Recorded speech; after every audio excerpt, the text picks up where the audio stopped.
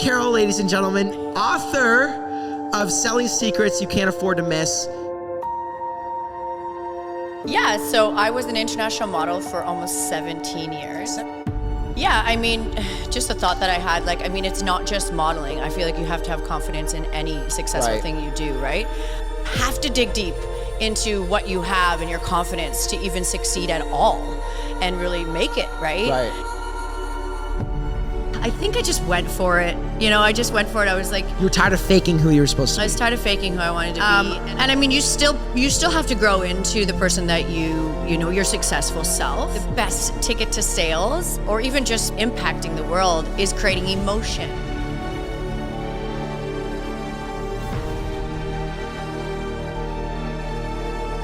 I mean, I've always been a huge dreamer. What was your kicker? My reality is actually what I create now. If nothing mattered, what do you want to be?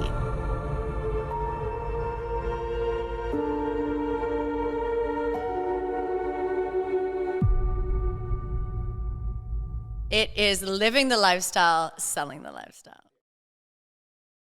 What's going on, Meeting Gold listeners? It's Chris Battaglia, 416 Coffee, best coffee in the world. Use the coupon code MEETINGGOLD to get 10% off your first order at 416 Coffee. Enjoy the show. Ladies and gentlemen, welcome to the Meeting Gold show. And we have probably our most energetic guest. I'll take it. I had to give you that title. Thank you. Holly, you drove 4 hours for this. I did.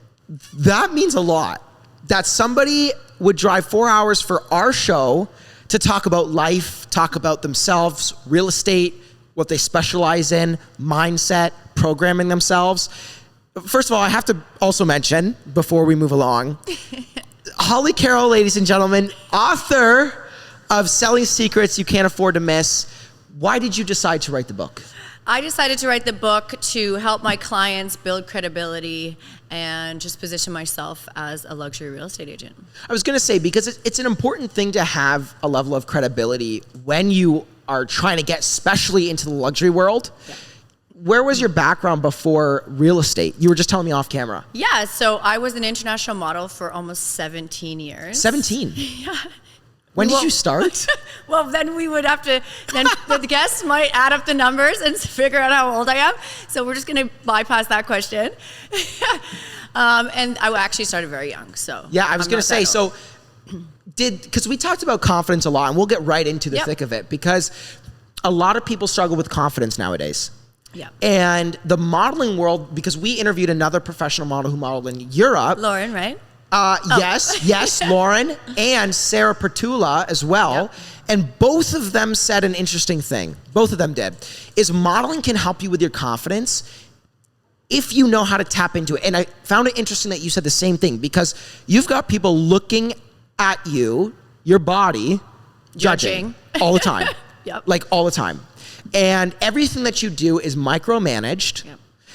I can understand where walking around away and everybody looking at you can be taken 2 ways. Yep. Everybody's looking at you, it's awesome, or you struggle with the confidence and you feel embarrassed. You are a very confident person, you're very outgoing, it comes in your personality.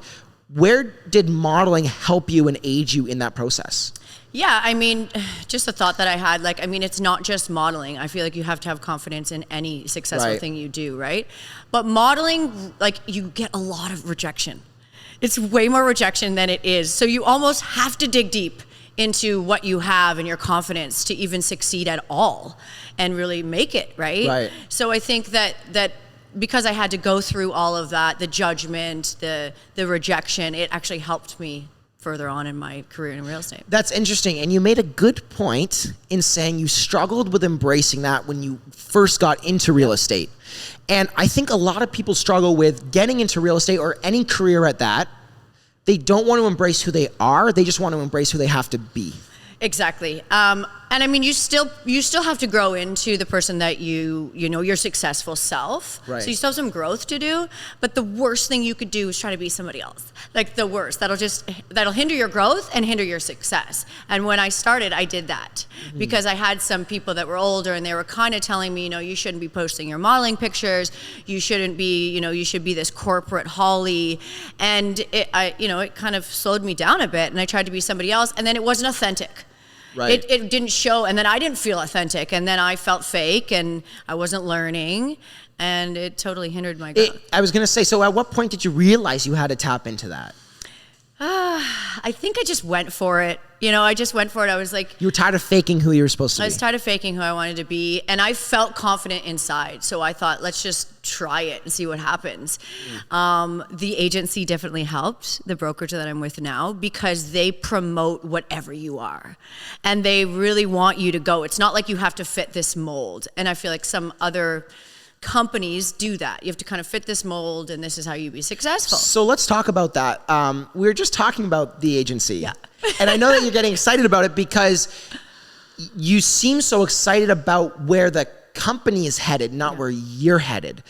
And that's, first of all, that's awesome. But from a leader, from an employer, from my side, I look at how did the agency manage to build individuals like you such a rapport in terms of wanting to promote that company different than anybody else. So what do you feel when you're at the agency that you want to promote them unlike any other brokerage? Yeah, so I think the word here isn't build, it's attract. So if you were to meet Maurizio, the owner and the CEO of the agency, he is an incredible leader. I got the chance to spend a whole week with him in New York City as we opened up the New York City agency. And the way that he spoke to people at all different walks of life, at all different success, like he spoke to them with such kindness. And he is a true leader. Like a true leader doesn't build followers, they build more leaders. So he actually attracted us. And then we became confident and validated, like we said, to do our own stuff and to become even better. So it's like we all now are playing in the same pool and it's supporting each other. So it's an attraction. And if you look at it from, you know, some people can make the argument, well, the business you're in, it's easy to do that. But if you look at it, not at all. Because if you the turnover, first of all, in the real estate industry between teams and brokerages is crazy. It's crazy. Because a lot of agents blame their growth, if it's not good, on the brokerage that they're with. They move another brokerage. They think that's going to work for them. Right? It's interesting to me, the agency's marketing ways are very affluent in your marketing ways. I agree. Is that intentional on your part, or is that intentional on like mandatory in a way? No, I honestly think that it was just it was a good fit. It was a good fit. It was already kind of the way I wanted to market, and they were kind of marketing similar. I mean, they're unmatched in their marketing because they spend a lot of time on marketing versus other things that maybe other brokerages don't. But I mean, it just went well together. So I was able to soar even more because my marketing went with their marketing. I love your Muskoka lifestyle stuff. Selling the lifestyle. Selling the lifestyle, and your saying is what? It is living the lifestyle, selling the lifestyle. There you go. And I wanted to touch on that because you live the lifestyle and you market you living the lifestyle, and the real estate comes along with it. I think a lot of people want to post sold, post this, post like listed, all this kind of stuff, and not showcase what is the area. Yeah. What's the area? And okay, maybe some people want to complain about, I'm not in Muskoka where there's water and stuff. There's cool things to do in most places. There's cool things to do in every place. And I think the best ticket to sales, or even just impacting the world, is creating emotion. So when I see a sold sign or just listed, does that create any emotion? Not really. Maybe if I know the person, I'm like, hooray for them. But in order to create emotion, you got to do videos of experiences, right? So that's why selling the lifestyle is actually how I build my brand. And you use another one, in heels, or what is it? It's closing deals in heels. Closing deals in heels. Yes, sweet plug. And I think that does really resemble like what you want to live by. Yeah. Just in terms of like who you are. Absolutely. Right? So I'm all about women empowerment, but women empowerment not against men, actually in love for everybody, but women empowerment and like be who you want to be. If you want to wear heels and get on a boat, if you want to wear heels and close deals and walk on a dock, like do that. And that makes me feel empowered and so it makes me feel powerful. So I tagged that and I'm going for it. Well, and it's landed. It works. It works. It does work. Tell me, what do I need to know about you from an early age? I'm talking like childhood. That would help me understand why you are the way you are. Oh my gosh. I mean, I've always been a huge dreamer, like huge. Where does that come from? That comes from my mom. Yeah. So, I mean, I think I was 9 years old and I told her I wanted to be a supermodel and she's like, we're doing it. And I'm like, okay. And it was happening before, like, as soon as I had the thought, my mom's already got the plans happening. So there's no dream that's too small to even go after. So I think that's really helped with a lot of things because I don't have the fear or the self-doubt. I just go for it, right? A lot of people talk themselves out of doing it. Yeah. And I find it interesting. You grew up in a household that seems to have pushed you to always do better, but appreciated you for what you've done. Absolutely. As a parent, if parents are listening, what did your mom do that encouraged you to be who you are? Just validated and loved me whenever I said I wanted to do anything, I guess. She was always there. Like I said, there was just nothing that I said that I could do that she didn't believe that I could do either. So she believed in me. She really, truly believed in me. Whatever I wanted to do, she was there to believe. Do you, I asked you this like before we started, and you said, oh, this is a tough question. But I know this. What was your kicker into reality? Like life isn't all sunshine and rainbows. Because I think back to me, I mean, I'm only 18, but I think back to me being like 10, 11, 12 years old. And life was like fun. I played video games. I did all this and I did whatever. Now you got bills to pay. Yeah, now I got bills to pay. One, but you come to understand like, the example that I used was the lady who is taking your order from Tim Hortons is like a real person. You never thought that at like 9, 10 years old because you're like, Mom, can you go ask? Like that's what you would always do, right? So that's a funny way of saying it. But long story short, what was your kicker? Like what was your biggest challenge that you had to overcome and realize the world isn't all fun and sunshine? I'd like to answer that differently. Okay, yeah. Because my reality is actually what I create now. It's been a long time for me since I was 10 years old. But I think the key is to get back to that childlike feeling. So, I mean, I'm not to pretend that the lady at Tim Hortons isn't real, but like that's the whole idea, is to get back to that childlike feeling so that you won't stop your dreaming. Because once we got programmed as adults, we started to like, oh, well, that's not going to happen. And that's what I think is the biggest detriment to us not being successful in business, not being content with where we are, or happy with ourselves, or confident. I agree. I totally agree. So the whole idea here is get back to the way that we felt when we were a child, where anything was possible. Nothing was impossible, you know? So I encourage everyone listening to just go after their dreams without any fear as their 10-year-old self. Right. How can you reprogram yourself? Because it seems like you were programmed, and similar to myself, I would consider us very blessed to be programmed from an early age, dream big and believe in yourself. And, you know, not everybody's going to pat you on the back all the time. And I think we've learned that throughout life.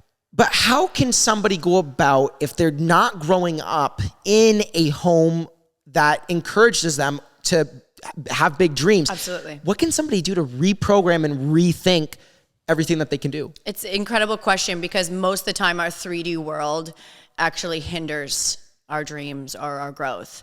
The biggest thing you can do is to visualize, and not just visualize your success or visualize how you want to be or visualize your dream life, but feel it inside.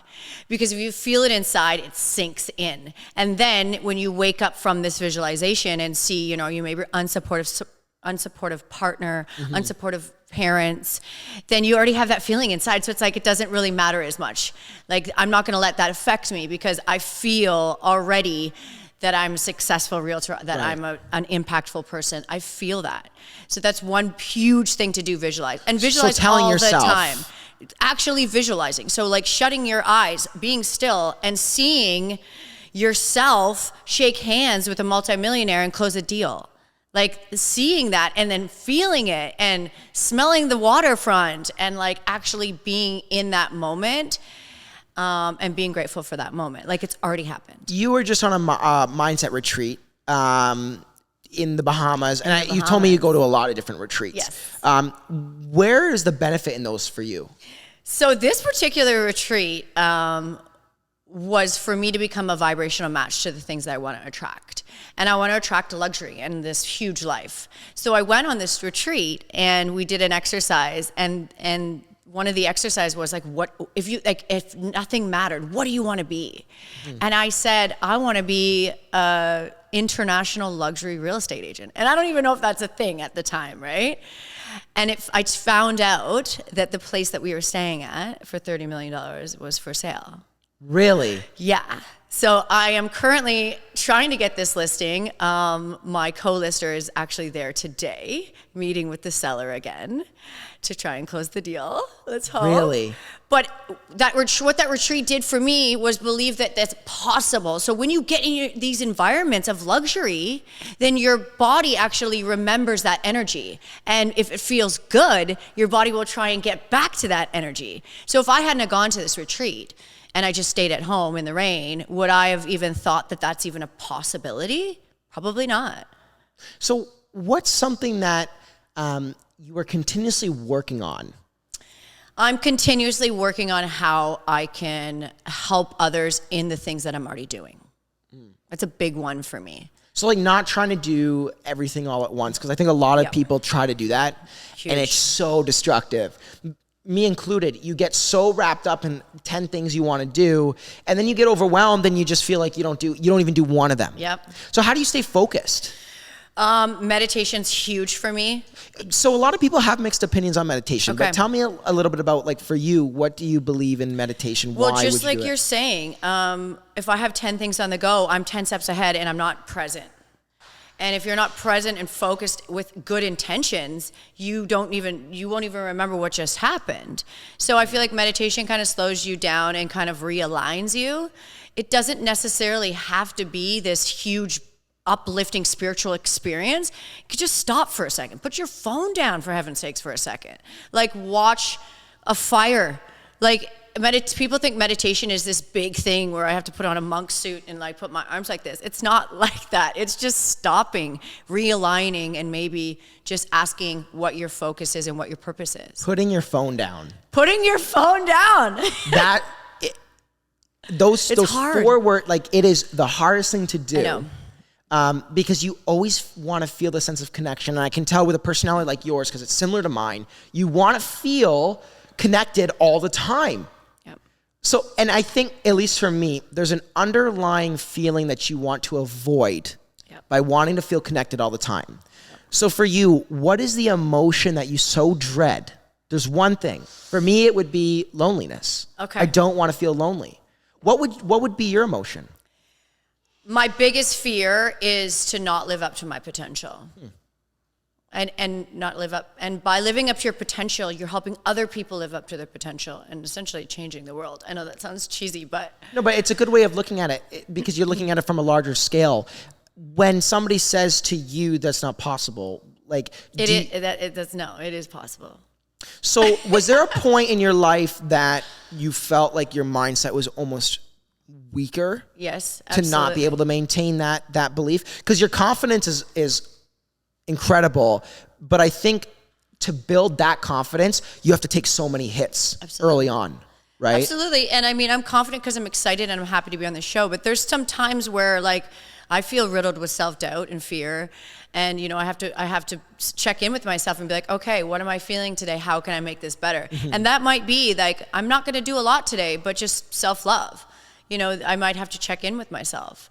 Okay, so and that kind of comes in the conversation of burnout. Yes. And like being exhausted. And I find even my team knows, like I find myself in that situation a lot.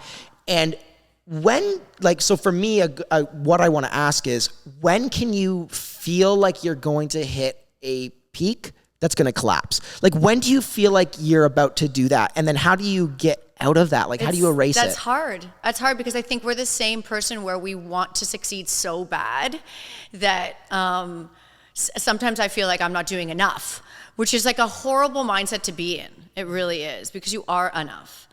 So you do feel like you're not sometimes, like, all the time. You feel like you're not doing enough. That's But interesting. you know what? I think self-awareness is the key for all of those questions, Yeah. and especially this one. And if you do feel like that, that's a check-in. But you have to check in with your body, because your body knows, and your body has the answers. So whenever I feel like I'm not doing enough, that probably means that I need to slow down, which it sounds so counterproductive, but it's true. But like, I feel like if you hit that peak, so we encountered this problem in our business. Okay. We hit a peak, and it was a little bit ago now, but we hit a peak, and then we all felt burnout. We were all so exhausted, and it just came crumbling down. Yeah. Some clients weren't happy with their product, X, this, that. Yeah. And you had to look back and realize, okay, what can we do differently to break off that workload? So in your business, because let's transfer to that now. So in your business, your workload, do you feel like it's at a manageable, do you keep it at a manageable rate that only you have to be worried about it? Or are you trying to build it to where you have 5 assistants and, 3 buyer agents? And like, where's your end all be all with that? Because there's so many different ways you can go and build a business. I could probably say, oh, hey, okay, I'm going to brand myself as you pay me $10,000 and you get me.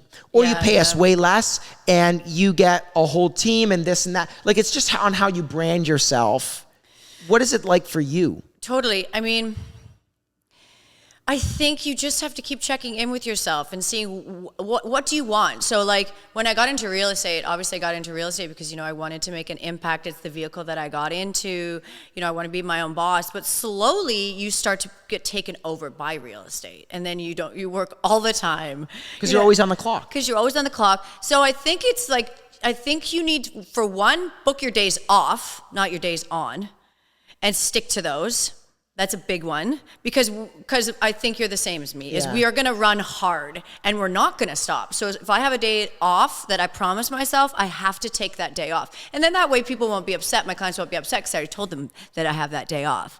And you have to keep checking in with yourself and saying like, wait a second, because sooner or later it's going to get away from you.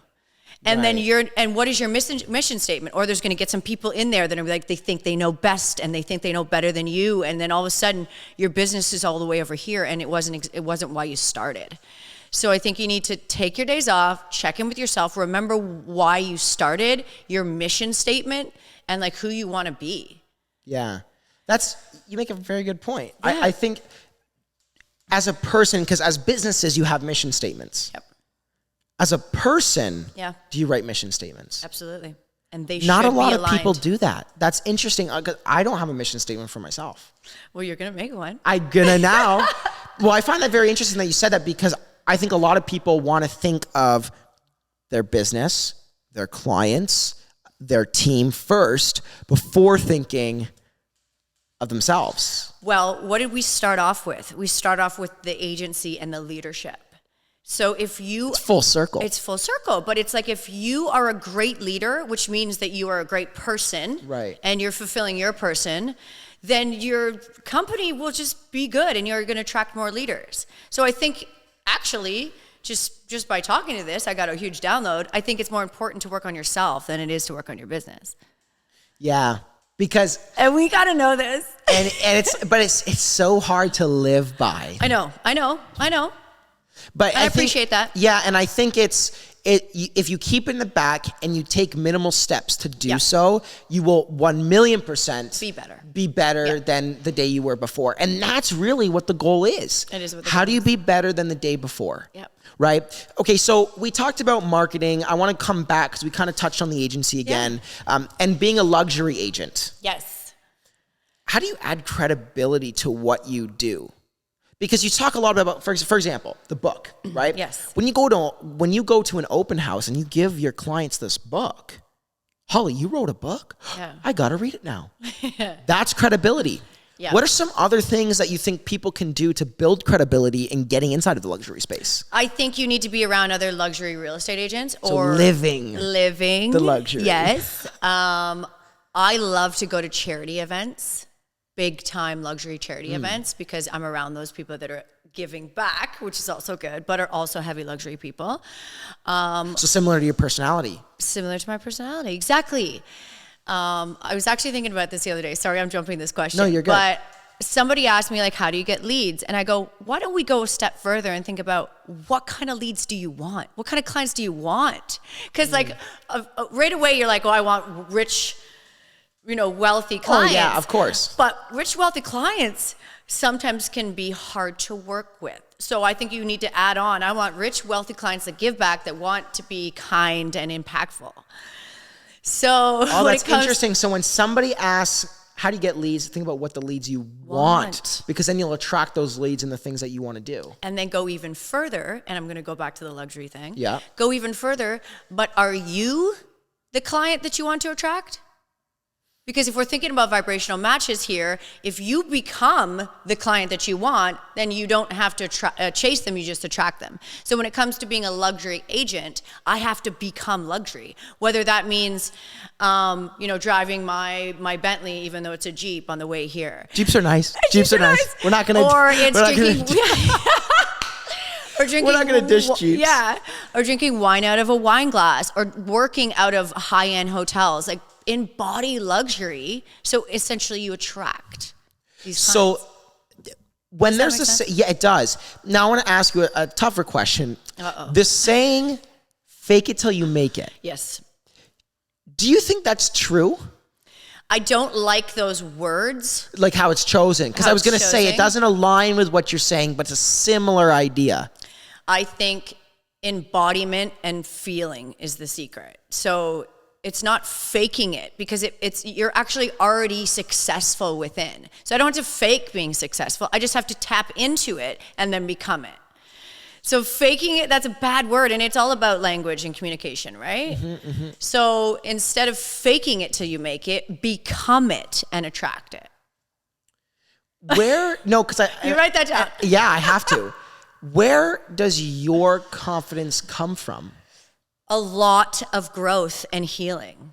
From your past? From my past. Because everybody has a past, right? Yeah. Everybody has hard things traumas that they just don't even want to relive. And I'm not going to ask you to relive those, but thank you. We don't have to go that deep. But I do want to ask, when you were at those lowest points, when did you feel the need to put a spark back in your body? Yeah. There was no real choice at that point. It was like, you need to do this or you're going to regret it. It's like rock bottom. Once you've hit rock bottom, yeah. And I was forced to grow because it hurt if I didn't, And I reached out, and it was actually a lot easier than I thought it was going to be. I mean, growing is hard, but I didn't want to go there for so long because I talked myself into the situation that it was going to be horrible.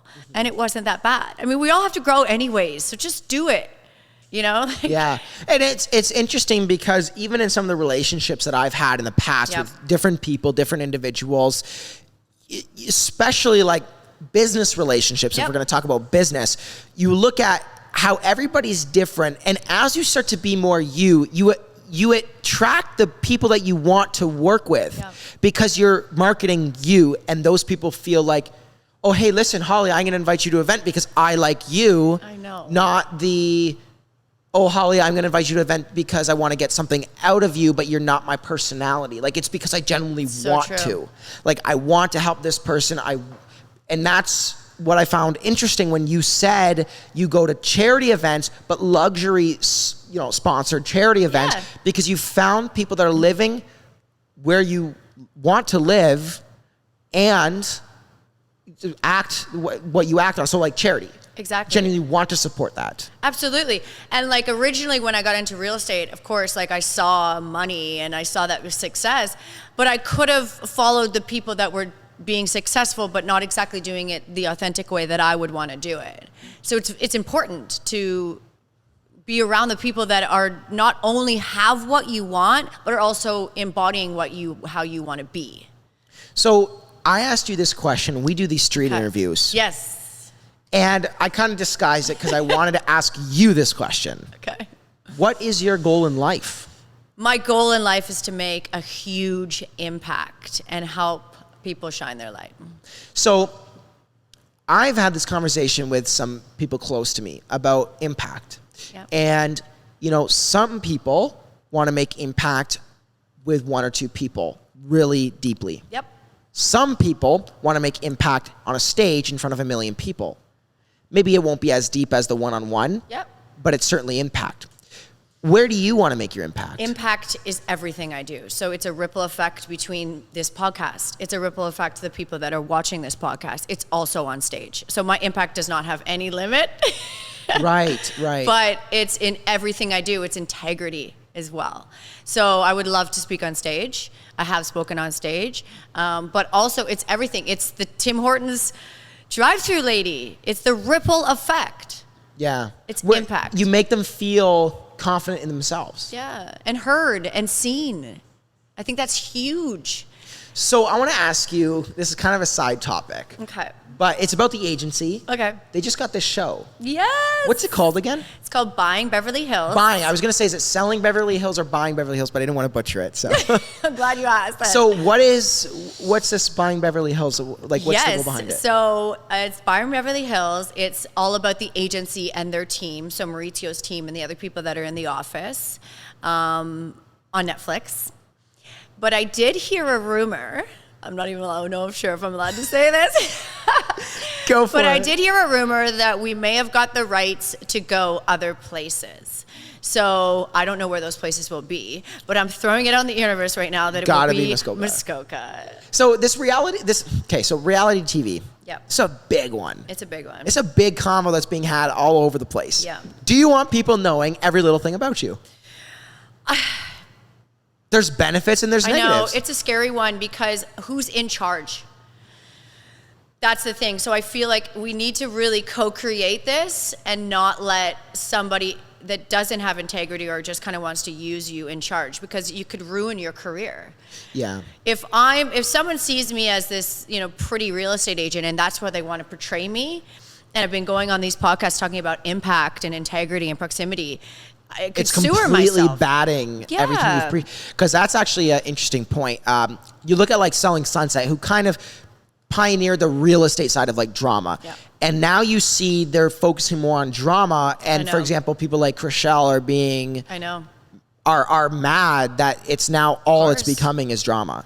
And you get this, like, for example, because it is a team of majority women, right? Yep. So you get like this guy client, like even I think it was in the first season, you get this guy client who just wants to work with, I think, Mary because she's attractive. Absolutely. That's the only reason.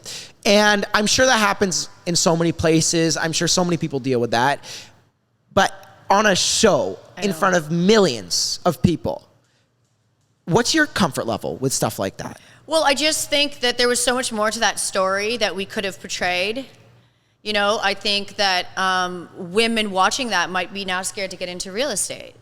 So, like, I think we could have done that so much better. Like, show the world or women that are watching that this will happen, but this is what you can do, and it's okay. Like, I think that they just left it with the drama and they left us on the hook. Do you know what I mean? And a way they could have solved it is by asking Mary in the interviews that they do. Exactly. Hey, Mary, what do you think about this? Yeah. What do you think about women coming into real estate after seeing this? I know. Like, I really wish there was more of a lesson that we could have learned, or empowerment, and there wasn't. It was just left on the hook, and then we're all kind of like feeling bad for everybody. Okay, Holly, where do we draw the line then between drama? I know. And life? Because TV shows have become, there's drama in life all the time, in relationships, everything. But TV paints it 1,000,000 times worse than what it actually is, and explodes it even more. So at what point do we draw the line between drama, getting views, and showcasing real estate? Do you think there's going to be a successful show that just shows real estate? I hope so. I really, really, really hope so. There's things that I want to see that I haven't seen. And I think a lot of people, there's a whole world out there that are sick of the drama. There's oh my God, there's thousands of comments on like Chriselle's or Mary's posts saying like, we want to see more homes because you guys sell nice homes, sell nice real estate. We want to see more of it. Well, if you think about it, I mean, you said you liked watching my Instagram because it's selling the lifestyle, living the lifestyle. So there's a way to show the lifestyle that's fun, that doesn't have to be so dramatic. And maybe the drama can be someone falling in love or getting married. It doesn't have to be someone stepping on someone's toes or a guy trying to hit on a girl. Like, there's so much other good drama out there that I'm hoping that can be showcased more. Well, because I take it back to like, remember like Disney shows? Yeah, like there were, it's just feel good, and those got millions of views. I know. And I think as we get older, production companies think that people want to see more of this older, not so feel good, but more just like intense drama. Yeah, I know. And unfortunately, I think production companies have a big handle on what people want to see, because if they put it out there, obviously people are going to watch it. But if they put it out there in a way that's more feel good, they truly influence the opinions that those people have on X industry or whatever it may be. And I think like they should know that. Like, you have a responsibility. Yeah. Because that's happening. I will say that the agency's Netflix show Buying Beverly Hills is not going to be like Selling Sunset. Interesting. That makes me excited. Yes, it's going to be a lot more real estate. That's good. So we're listening to the people. Gotta listen to the people. Holly, what's your end all in real estate? Like, you want to be an international real estate agent that's selling homes all over. The Bahamas deal rings a bell, right? Fingers crossed. And there's a variety of different things that it seems like you want to really focus in. But in terms of just real estate alone, what's your ideal 5-10 year plan? Yeah, well, 5 years, I definitely want to become a luxury real estate agent, obviously. I want to travel the world anyways. I want to be the go-to sort of networker. So, in my course of just life, I've met a bunch of people and they might want to relocate. And so I'm going to help them do so. I also feel a very huge need to empower women. So I'd love to transition into some mentorship through real estate. I do mentorship already with women, but I'd like to even do that step further for real estate. Right. And then just owning a bunch of real estate around the world. Owning a bunch of real estate. A home in Greece, Italy, all over Europe. So I didn't get too much into about the book. Okay. Because I do want to ask you about the book, because we can't just skim over that. Not many people write a book. Okay. Now, it's not a lot of pages, but I was looking through it, and it's very detailed. Yeah. Every chapter is broken down into, how you should feel if this happens, or what are some negotiation tips? Yeah. Or like some of the things that you touched on. It's very deep. It's a short book, but it's extremely detailed. So where did that learning lesson come from? I'm going to write a book, but how do you have the credibility to write a book? Like, what makes you right? What makes people, they should listen to you? Well, why not me? I think a lot of people, just going back from what we said, a lot of people don't think they have the credibility, but I've been in real estate, I've sold houses, why not me? Mm-hmm. And it's detailed, but it's quite simple. And I think people complicate things and don't really think of the basics. There's a lot of just basic tips in there. It covers the basics. It covers the basics. Sellers should know, yeah. But I guess I say basics because I'm in real estate, but maybe other people don't know the basics. And I feel like if others succeed, if people have knowledge, if other realtors succeed, I succeed. So the whole, mission behind writing the book was just to get that basic knowledge at it and to promote people to stop complicating it. Right. What was your, getting into real estate, what was your biggest realization? Like maybe that it wasn't all fun, right? Or it wasn't like there was some form of because now you're an entrepreneur, but you're a model before. So in a lot of ways you were an entrepreneur before that. Yeah. My biggest realization and maybe hardship was you really take on your clients. I wouldn't say problems because it's a hard word to say, but they're emotions. Mm-hmm. And sometimes it can be really hard. And to not feel those. Like if I was super mellow right now, you might probably match that. I know. Right? Absolutely. And or angry, or like there's a similar. Yeah. And I feel like they don't really teach you that, whether or not you can be taught that. But like your clients are going through a huge move, maybe even if it wasn't a move they didn't want to do. And like you got to take on all that emotion, and you want to do more and you want to help them, but sometimes it's like you can't. You just could do the best you can on a professional level. But I wasn't ready for that. That was a ease in. You have to learn that as you go. That was hard. There's a lot of realizations as you get into a new industry, of course, like everybody knows. But if you embrace those realizations, if you embrace that, okay, well, there's going to be another mistake that happens. Like, okay, so there's it is, and there's some people talk about this, and I don't know my opinion on it, but like, I'm excited for my next mistake. I'm excited for my next failure, and I am not necessarily, but I am in the sense that I know in the long term it's going to help me. What are your thoughts on that? Because you're always going to make a mistake. I love this. It's I love coming. that you're saying this, because we talked about earlier about how to reprogram, and how to reprogram is keep going through the mistakes and forcing yourself to go through these mistakes with integrity and with the lessons that you learned from the last time, and you'll get better and better and better, and then you'll become more successful. So so I make a mistake, this way, right? Yeah. And then I look at it and say, okay, I could have done this different. Of course. Right? But there's probably 10 things you could pick out. But if you pick out For one sure. thing, I mean, the biggest thing is we don't face it. So when we make a mistake, we're like, we almost try to like, oh, well, that didn't really happen, or deny it, or da-da-da-da. It's like, no, you made the mistake, face it right away and move on with it. And that can be your reprogramming, because the mistake doesn't have to sewer you at all. It's actually part of the process. So just figure it out, get over it, and move on to something that is more successful. Fast as you can.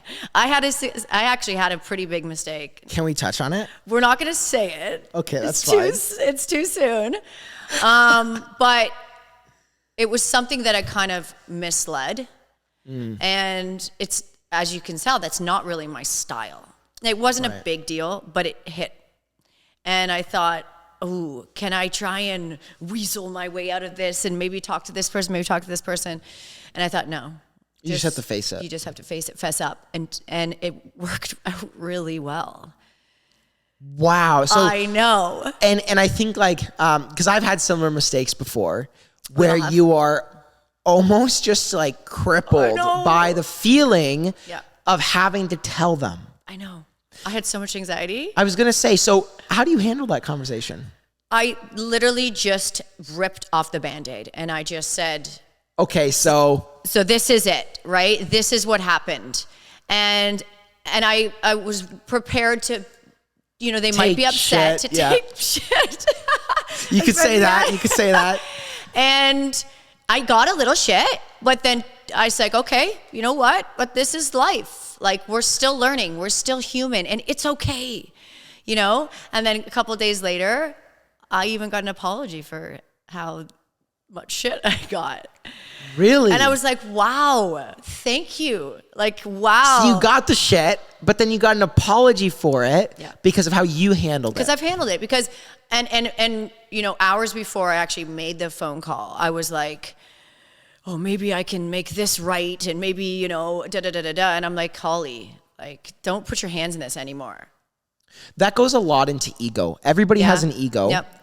But the difference is how you handle that ego. I think it's important to have an ego, because if you don't, you have no self-value. You have to. But how do you lower that ego to have a conversation like that? Oh, yeah. You just do it. It's almost like just jumping off of a cliff. Yeah.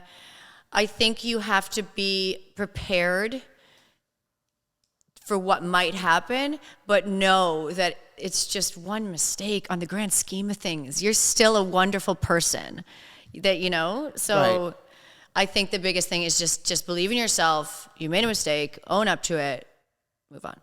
I think, and then even learning something from it, like writing 3 things down that you learn from. I love that. Right? Because I think if you don't write it down, and sometimes I get caught in this too, and that's something that I want to start implementing, is if we make a mistake, write down the mistake that we made, what we learned from it, and then go from there. Because realistically, if you can do that, you're minimizing the big mistakes in the future. Yeah, I right? love that. But I think there's always going to be big mistakes, and you just have to learn to get better at embracing them. Absolutely, and the little mistakes will help you have the confidence to deal with the big mistake, right? Like you said, they're inevitable anyways. So just toughen up a little bit, but know who you are and remember that it's going to be okay. Holly, I think this whole podcast has been filled with people wanting to, or people getting advice for real estate. But do you have any closing thoughts on advice that you want to give to people? Just, I'm not talking real estate. Okay. I just want to know life. Yeah. Because you are a very bubbly, you're outgoing, confident person. How can somebody else be that way as well? It all starts with belief. It really all starts with belief. So it's not about the how and how to do this and growing more knowledge. It's belief. So before anything else, I would create and maintain and work on your belief. So whether that means visualization, meditation, writing things down, being around other people that believe you, being around other people that support you, doing the things you like, whatever that is, YouTube how to create belief. Like, I don't care. That's funny that you said that. So many people want to ask so many questions to avoid taking the action to do something. Yeah. But it starts with belief. It really does. Believe in yourself because the world needs you at your full potential. So there's as we close for our conversation today, there's a individual who I listen to. It's called The Diary of CEO, Stephen Bartlett. He's a 29-year-old billionaire, and he lives in the UK. And he has a tradition on his podcast that I want to ask you. What's a question you have for our next guest? Oh, wow. What is your goal? I guess we'll stick to that. I like that. What is your goal? And I'll have to do a meeting gold on foot with what is your goal from now on. Holly, thank you so much for coming on. Thank you. I appreciate it. And driving 4 hours. But we're going to make it worth your time. We got a bunch of other stuff we're going to do for content. But I appreciate it. Anybody who listened, if you want to reach out to Holly, I'm not sure our listeners in Muskoka, but hopefully you help us get some, and people that maybe aren't clients that maybe want to be. Yes. How can they reach out? Easiest way is Instagram at Hollyann Carroll. And I did promise you earlier that anyone that's listening gets a free copy of Selling Secrets You Can't Afford to Miss. Which you'll learn a lot from. Yes. Plenty. Okay, thank you so much, guys, for listening, watching, and enjoying the show. I hope you learned a thing or two, and we'll see you in the next episode on The Meeting Gold Show. Bye.